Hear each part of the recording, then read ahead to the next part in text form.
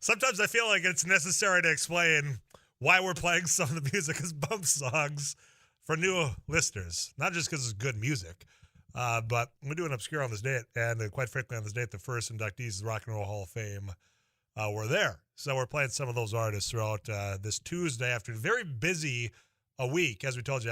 The fact that yesterday started off with North Dakota Governor Doug Burgum saying, I am not running for another term. And then shortly after, in fact, maybe as his office was sending that release out with that information, he was already on a plane out to New Hampshire. And last night, Doug Burgum took the stage to further his support for Donald Trump.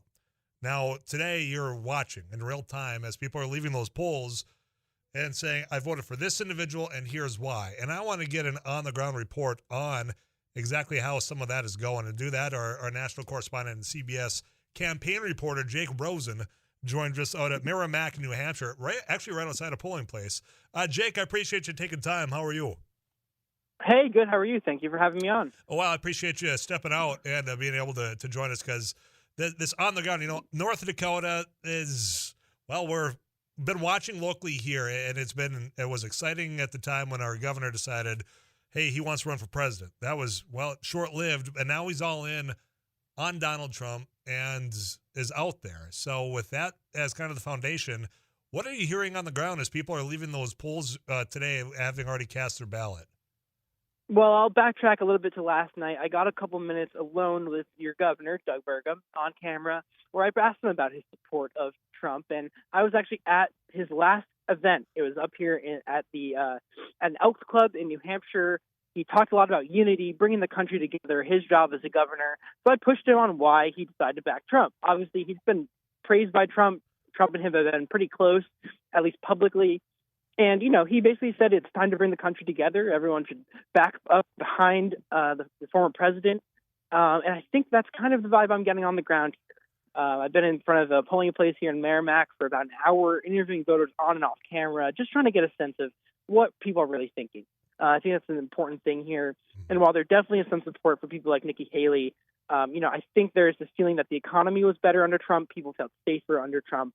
And, when you factor all that in, and the fact that he already was president, it's pretty difficult to crack that argument if you're Nikki Haley. And that's kind of the message I'm picking up here. Well, and that's what I've been hearing throughout the course of the last 2 days. And, Jake, what I've been noticing in the last, I would say, 12 hours is the appearance or the perception being built out there, maybe being pushed out for reasons of, hey, there's momentum building behind Nikki Haley. Maybe she'll have an upset, which is far-fetched, but maybe it won't be a huge gap between what Donald Trump gets and what Nikki Haley does. You're not necessarily hearing that at the polling place that you're standing outside of. Well, it's just one polling place, Yep. So it's put that in perspective. And I am in the southern part of the state, so a little bit closer to Massachusetts, Okay. a little bit more of a suburban area versus like the North Country. I was up there last night at the Trump rally, where people are fervently behind former President Trump. So, right, there is this disparity in New Hampshire of, Sure. kind of being more up in the country versus around Manchester. But what I will say is that's 100% true. And I really think that the momentum that is maybe perceived in the media or portrayed in the media, she really was packing some rooms early this year. But that was when there was a lot of people in the race. And as they've kind of dropped out one by one, no one's come to endorse her. Yeah. And I think that is just a key thing, that when Trump's able to come here with his kids, with his allies, with his, people who have supported him, like your governor and Vivek Ramaswamy, it's just pretty difficult to make a wide-ranging across the state at the same time push like he's done for a week straight here. Meanwhile, obviously, Chris Sununu, the governor up here, has been a vocal Haley supporter for months, but he also shopped around for a little bit, and I think that's pretty indicative of where things are at, too. And I think when push came to shove, and I'm not sure if it was on one of our CBS Morning Sunday talk shows, but in passing, basically said, and this is Governor Sununu saying, well, I guess if I have to at that point, I might still back Donald Trump. So that endorsement with that fallback position has become commonplace in American politics, it seems, at least on the Republican side.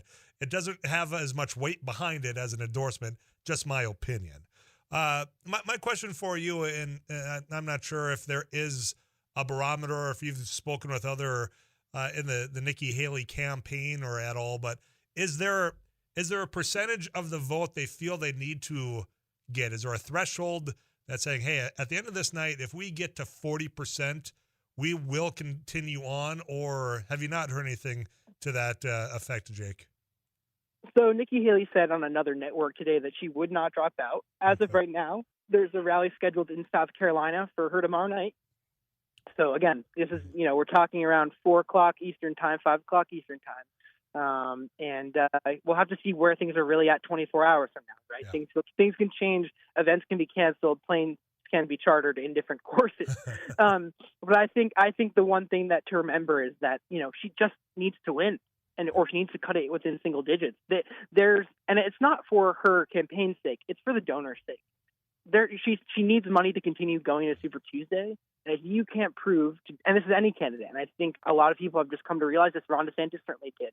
That if you can't make that final push with donors and money and grassroots behind you, it's going to be really hard to stop Donald Trump. Well, that's a great point to add to this, as far as, the perception is one thing, but that perception of opening up a checkbook and saying, you know what, we still got a chance here, definitely going to be a big tell here within the next few hours. As far as turnout goes, have we seen high turnout in this primary election?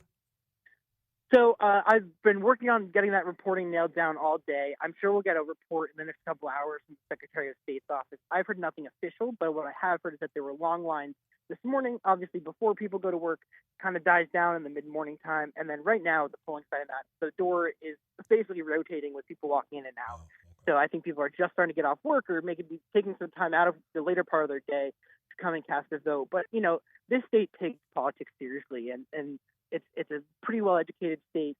People get that retail politic opportunity because it's a relatively small state with only so many places. It can hold 40, 50, 60, or sometimes 200 plus people.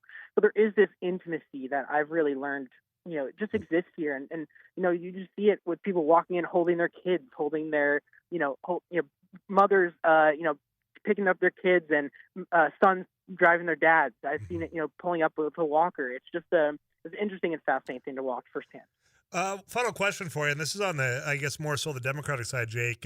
We played yesterday's audio of the deep fake robocall that sounded an awful lot like Joe Biden was not Joe Biden. Has anybody made comment on that, as far as those that you've talked to, when it was that encouragement not to vote? I mean, the reason I asked is this is something that I've been watching from afar, worried about this becoming normal campaign approaches, using AI and those sort of things. And when you have it in a robocall, and if you would have blind tested some individuals, you wouldn't have been able to tell the difference. Have you heard much about that robocall at New Hampshire? So I have not talked to voters, specifically me, but Sure. I confirmed that story yesterday with some sources. I got that recording, and we sent it around CBS. The governor responded yesterday saying that it's voter suppression and intimidation, and that they're going to investigate it. But it's going to be really hard to trace that, I think. I know our CBS team is trying to track that down too, obviously, to kind of just see who made that call and why, and to who specifically were they targeting. It seems like there might have been targeting of other Democrats, not necessarily independent voters, but nothing's really confirmed yet on our end. I'm really worried about this too, and I think it's just fair as an American to be worried about the influence of, I think especially for an older American, to pick up the call, pick up the phone and think it might be Joe Biden. Mm-hmm. And maybe if you had a landline or you're not great connection, I don't know if you guys remember hearing that phone call, or you can, tell your audience kind of how crackly it sounds, but it just sounds like maybe a potential real phone call. Yeah. And I think that we've seen it with campaign videos already. When I worked at Face Nation a couple months ago, we did some reporting on this too. It's only going to get worse, I think, as we go into yet another Biden-Trump rematch, where there are bad actors and technology is advancing faster than anyone's wanted to legislate.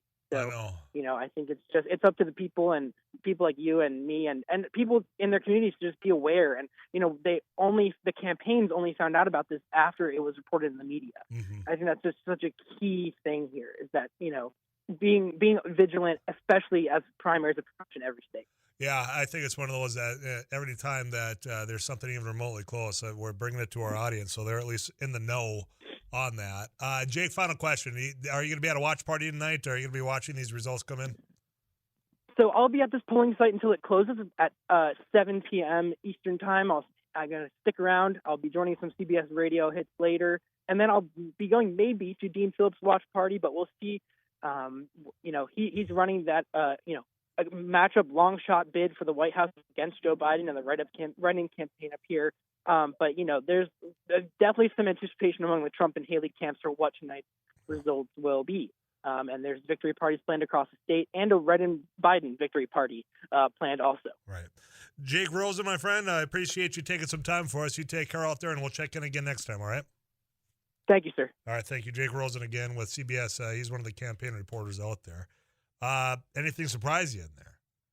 I mean, to have the individuals that are coming out saying I'm voting for Donald Trump because of the economy, and they felt as though they were more secure under him. I want to get your reactions to that at 35270. And I'm looking at the Adventure RV Text Club. I got a Road Warrior report that the semi-truck on fire southbound I-29 south of mile marker 46. And that was sent in just a few moments ago. So, again, there has been an incident southbound I-29 south of mile marker 46 involving a semi. I appreciate that message coming on in. And now you're the eyes for us out on those roadways. If you can safely let us know by text, 35270. Ladies studio line open as well all day at 237-5948. Let's get you caught up with Too Tall Tom Szymanski. I'm going to give you some more of my thoughts, and I'll take all yours that have already come in next year on KFGO.